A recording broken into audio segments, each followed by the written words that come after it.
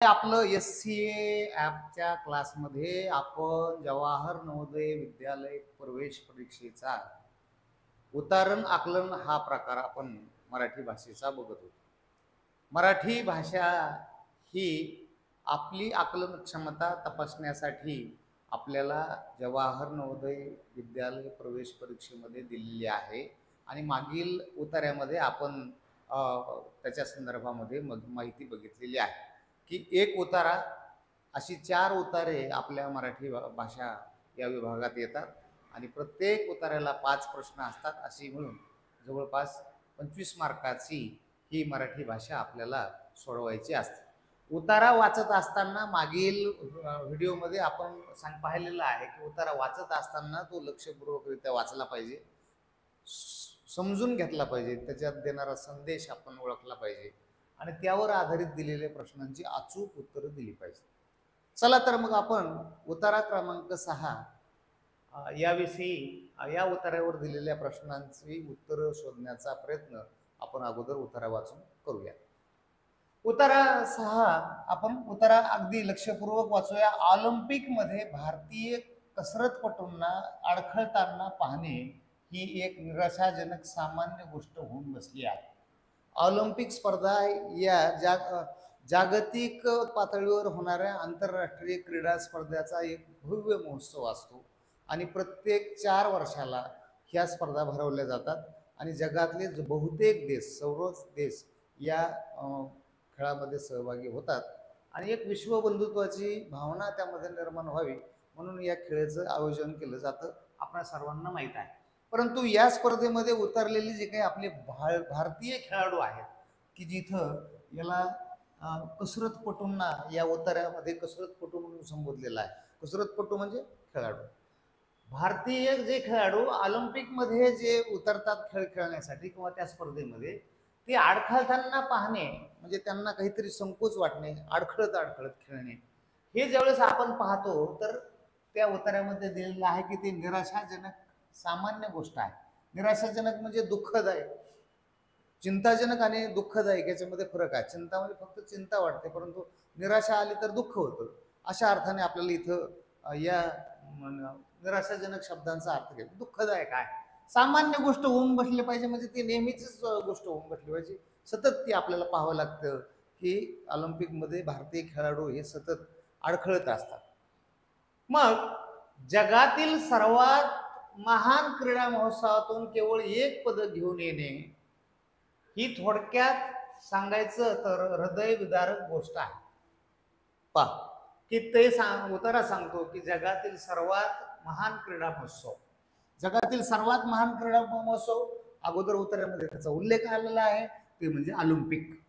हे जगभरामधून आलेल्या सर्व खेळाडूंचा एक महोत्सव असतो म्हणून महान क्रीडा महोत्सवाला ऑलिम्पिक असं म्हटलं जातं.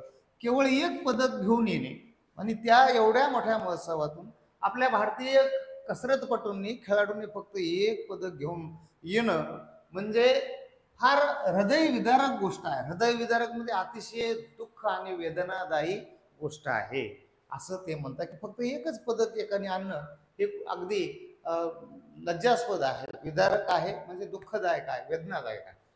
योजनाबद्धता, पुरेसा प्रशिक्षण सवलती आणि परदेशी वातावरणाचा परिचय याचा अभाव हे भारतीय क्रीडा चमूच्या नीरस प्रदर्शनाचे घटक मानता येते.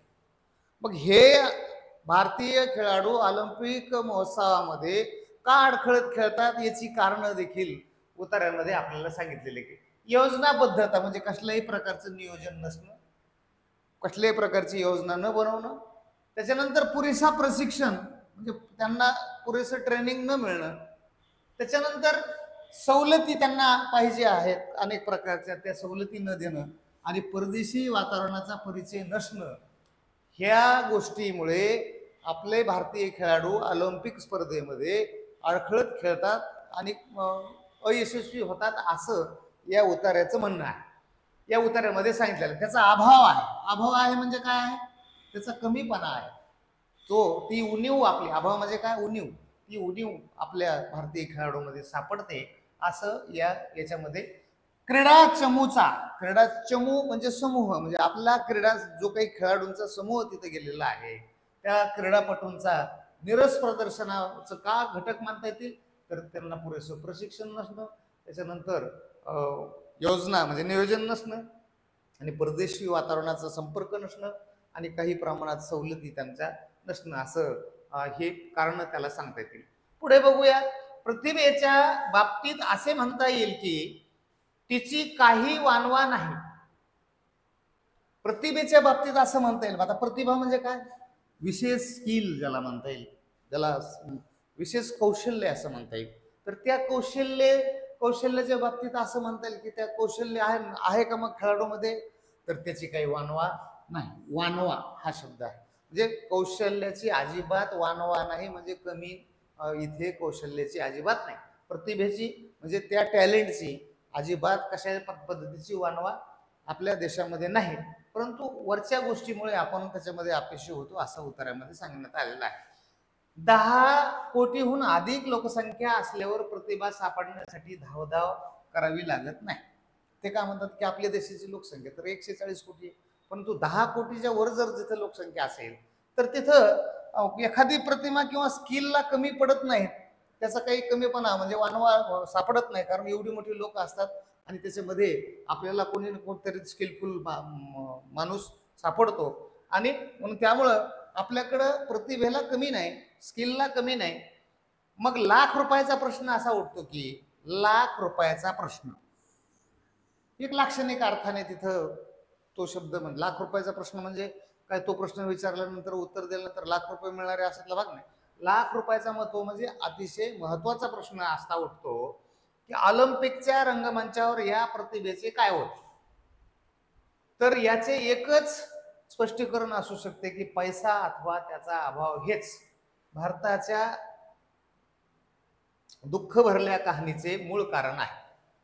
दुःख भरल्या म्हणजे दुःखदायक कहाणीचं मूळ कारण आहे ते म्हणजे काय, पैसा. पैसा याचा अभाव, या खेळाडूंवरती पैसा जो खर्च केला जातो तो कमी केला जातो, त्याचा अभाव हेच मुख्य कारण असलं पाहिजे भारताच्या दुःखाचं, असा हा उतारा आहे. आता या उतार्यामध्ये आपल्याला एक सांगता येईल की या उतार्यामध्ये यावर आधारित जे काही प्रश्न आहेत तर ते प्रश्न आपल्याला काय करायचे आहेत, ते प्रश्न आपल्याला सोडवायचे आहेत. पहिला प्रश्न आहे उतार्यात वापरलेल्या निराशाजनक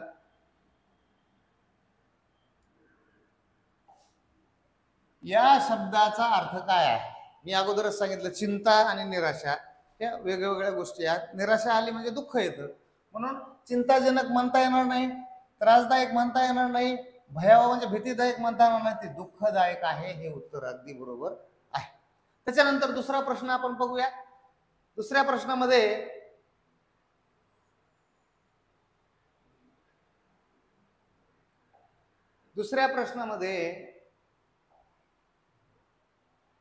खालीलपैकी कशाच्या संदर्भात परिच्छेदात सर्वात महान क्रीडा महोत्सव असा उल्लेख केलेला आहे. खालीलपैकी सर्वात महान महोत्सव म्हणजे काय, कोणता उल्लेख केलेला आहे, तर तो ऑलिम्पिक स्पर्धेचा उल्लेख केलेला आहे. पुरेसे प्रशिक्षण नाही, क्रीडा कार्यक्रम पाहणे नाही आणि पदके जिंकणे सुद्धा यामध्ये नाही. मोठा महोत्सव कशाचा उल्लेख केलेला आहे परिच्छेदामध्ये, तो ऑलिम्पिक स्पर्धेचा उल्लेख केलेला आपल्याला आढळतो. त्याच्यानंतर चा प्रश्न जो आहे तर तो आहे तिसरा, भारतीय क्रीडापटूंच्या अपयशाची कोणती कारणे उतार्यात सांगितलेली आहे, की भारतीय क्रीडापटू अडखळत का खेळतो आणि त्याच्यामध्ये अपयशी का ठरतो, तर त्याचं कारण काय आहे हे आपल्याला उतार्यामध्ये काय केलेलं आहे, सांगितलेलं आहे. तर ते कोणतं कारण सांगितलेलं आहे पहा. हा पर्याय आहे योजनाबद्धता, पुरेसे प्रशिक्षण सवलती आणि परदेशी वातावरणाचा परिचय याचा अभाव उतार्यामध्ये खरोखरच सांगितलेला आहे. म्हणून पहिला जे काही पर्याय आहे तर तो बरोबर आहे, बाकीचे तिन्ही पर्याय काय आहेत, चुकीचे आहेत. तर याच्यानंतर चौथा जो प्रश्न आहे 4 लाख रुपयाचा प्रश्न, सॉरी लाख रुपयाचा प्रश्न या शब्दाचा अर्थ काय आहे, की त्यांनी सांगितलेले की लाख रुपयाचा प्रश्न आहे. म्हणजे इथं त्या उतार्यामध्ये आपण पाहत असताना आपल्याला लक्षात आलं असेल की त्या उतार्यामध्ये लाख रुपयाचा प्रश्न म्हणजे महत्वाचा प्रश्न, ना की ज्याचे उत्तर दिल्यावर लाख रुपये मिळतील असा प्रश्न चुकीचा आहे. सर्वात महत्वाचा आणि वाजवी प्रश्न हे उत्तर बरोबर आहे. लाख रुपये किमतीचा प्रश्न हे उत्तर चुकीचं आहे. त्याचे उत्तर देण्यासाठी लाख रुपये द्यावे लागतील असा प्रश्न हेही उत्तर हे आहे. उत्तरामध्ये चांगलं वाचल्यानंतर आपल्याला एक लक्षात येतं की लाख रुपयाचा प्रश्न म्हणजे सर्वात महत्वाचा प्रश्न आणि वाजवी प्रश्न. हे 4 प्रश्न आपल्या लक्षात आलेलेच असतील. उत्तरा मात्र त्यासाठी आपल्याला काळजीपूर्वक वाचावं लागेल. आता याच्या नंतरचा जो काही प्रश्न आहे सगळ्यात शेवटचा प्रश्न, ऑलिम्पिकच्या रंगमंचावर भारतीय प्रतिभेचे अपयशाचं कोणतं मूळ कारण आहे, की आता आपण मागच्या प्रश्नामध्ये पाहिलं की तिथं योजनाबद्धता म्हणजे नियोजन शून्यता आहे, परदेशी वातावरणाचा परिचय कमी आहे. ह्या जरी गोष्टी आहेत, परंतु उतार्याच्या शेवटी वाचत असताना आपल्याला सगळ्याला हे केलं की जो मूळ कारण त्या उतार्यामध्ये दिलेलं आहे आणि तो म्हणजे पैसा. तर या पैशाच्या अभावामुळे या सगळ्या गोष्टीवर परिणाम होतो आणि आपण भारतीय प्रतिभा जरी मोठी असली तरी परंतु त्याच्यामध्ये आपल्याला अपयश येतं. मग योजनाबद्धता आहे का, तर नाही, कारण तिथं आपल्याला मूळ कारण विचारलेलं आहे. म्हणून यासाठी उत्तर आपल्याला नाही. योजनाबद्धता नाही, पैशाचा अभाव नाही, पैसा नाही, पैसा अथवा त्याचा अभाव नाही, तर हे पैशाचा अभाव हे उत्तर बरोबर आहे. आलं लक्षात. पैशाचा अभाव म्हणजे पैसा कमी आहे हे त्याचा हे आहे. तर